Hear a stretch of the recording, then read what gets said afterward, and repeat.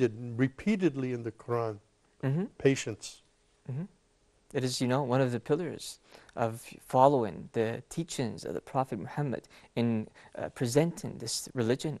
One of the features that every Muslim needs, even if he's not a caller to Islam, even if he's, working for himself only, he needs patience, because Allah told us in the Quran that you're going to be tested. You're going to be tested with fear. You're going to be tested with hunger. You're going to be tested with a shortage of income, shortage of money. You're going to be tested with the loss of relatives or friends. You're going to be tested with, all these tests, with these calamities. Some of this may come to you. Some of this may not come to you. Maybe all of them will come to all of us. We don't know. So this requires patience. Allah says, and give glad tidings to those who are patient. Allah told the Prophet, give glad tidings to those who are patient. Those who say, Inna lillah wa inna ilayhi raji'un. From Allah we came and to Allah we return. During the calamity, they say, from Allah we came and to Allah we return, and they are patient. Those people Allah blesses, He honors, He lifts their status up. He gives them more good in this life, and He gives them a tremendous reward in the hereafter. It's a great blessing to... With maturity comes patience. I can say I've learned to be more patient with my wife. As a Muslim, I think she sees that. I've tried deliberately not to let her upset me when I think she's doing something wrong, but to be kind and gentle with her, and to find ways to ask her to do things differently, but to say it in a way that's kind and gentle, so that I don't offend her, and I don't want to be hostile. And you'll notice that that is what's going to attract the people to you, to follow what you're following. They're going to be like, if Islam teaches this, then Islam is a true religion. If Prophet Muhammad, peace and blessings be upon him, acted upon these teachings, then the Prophet Muhammad was not speaking of his whims and desires. He was following the correct teachings. And this is what pulls the people towards the religion instead of pushing them away from it. Exactly.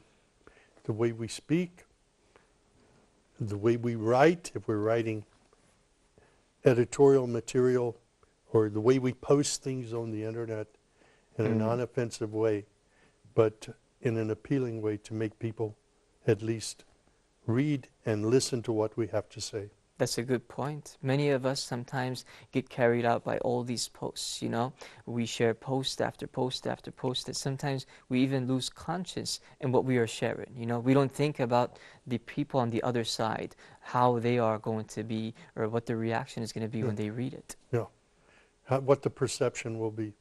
And I have to guard myself on that all the time, because I'm very active on Facebook and sharing opinions, but we need to make sure that our opinions are set in a right principle and presented in a correct manner, so that we're not offensive. With wisdom and fair preaching. Yeah. Allah says in the glorious Quran, call to your Lord with wisdom and fair preaching, and argue with them in a way that is better. If you have to argue, then argue in the best way, without turning it into a fight or, a debate. Argue with them, with a word or two, and that's it. Just share the message with wisdom and fair preaching.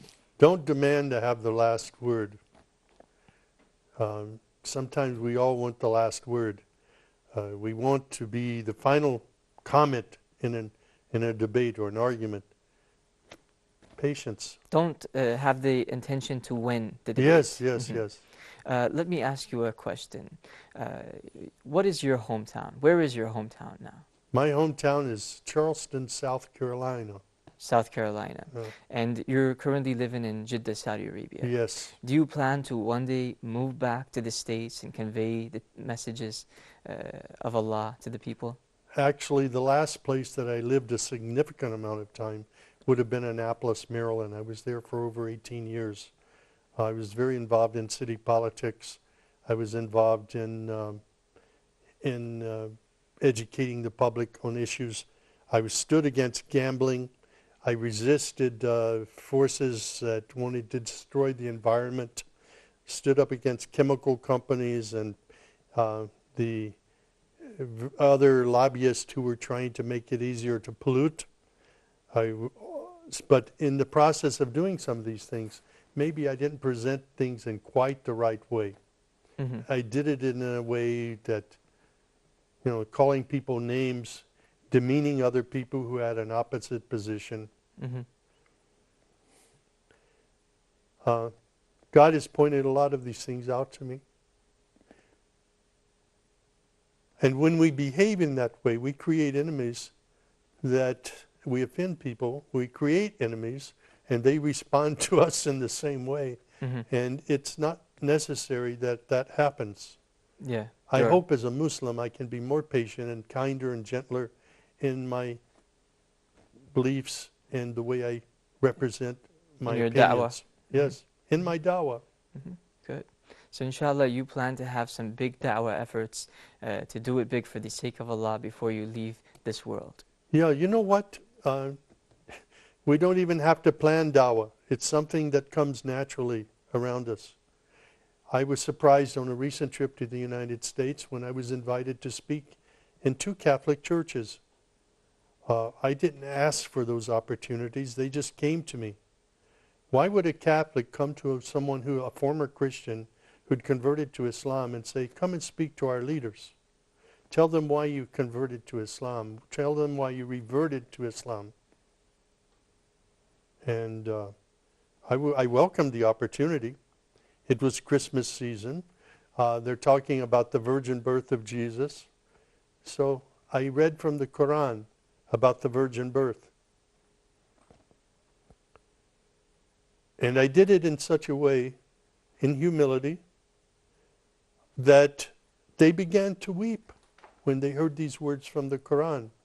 They couldn't believe that the Quran talked about the virgin birth or the person of Jesus with great love and respect, or that the Quran says Jesus is the Messiah of God, or that Jesus is the Christ, or that Jesus was without sin, or that Jesus, peace be upon him, was one of the greatest prophets in the way he's presented in the Quran. So this is the respect for the person, the prophet of Jesus, that Muslims have. I even have friends who are named Jesus. Isa. Isa. And because they love the prophet Jesus, peace be upon him. We need to respond to opportunities like this. They're just dropped in my lap very often. People ask me, what do Muslims believe? Because I've been living here in Saudi Arabia for 5 years. And I can only tell them, this is what I've observed. I don't know everything about Islam. I'm still a toddler in faith. I'm beginning to walk. But this is what I've observed. And I found that what I've observed is very effective in bringing people into the faith. What kind of advice could we give the new Muslims who are ready to take this mission, to share the knowledge with their family, who may be going back to their countries, who live in a Muslim country, and maybe going back to Philippines or America or UK, and are going to share this knowledge? We have about 10 seconds. If you could give the audience a concluding message with that advice. I would say, humble yourself. Be humble, be kind, be gentle, and know that your actions speak much louder than your words. Show them that you're a Muslim by the way you believe and by the way you treat others. Jazakallah khair. We're going to conclude with this, inshallah. We want to thank Brother Sam for joining us in this program. This is it. This is the conclusion. We thank the producers, the directors, the people behind the cameras. We tell them thank you so much and jazakumullahu khaira. This program, alhamdulillah, we hope was beneficial for the viewers, those who are watching. We thank you very much. We say may Allah bless you and may Allah reward you immensely for watching this program. This is it. Please look into our Facebook page. Ask us questions. Comment. Let us be your guide. Let us be your mentors. Insha'Allah, we'll try to be there for you. Once again, thank you again, and Assalamu alaikum. Dark night in the sky, you cannot see a butterfly. Look through the window, realize all you see is for you and I. in your dreams, through the nights, every moment that passes by. Look to the heavens, hands spread wide, thanking Allah the Most High.